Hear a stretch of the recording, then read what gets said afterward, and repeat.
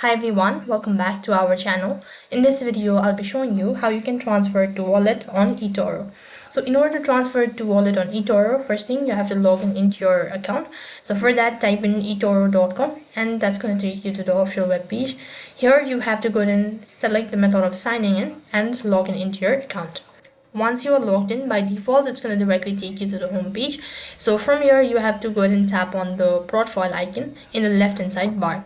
After you click on it, it's going to take you to this sort of page. So from here you need to go ahead and select the asset that you wish to transfer.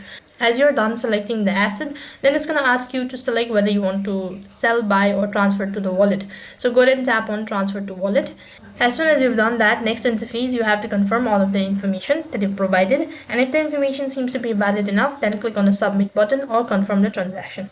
So in that way you can transfer to wallet on eToro.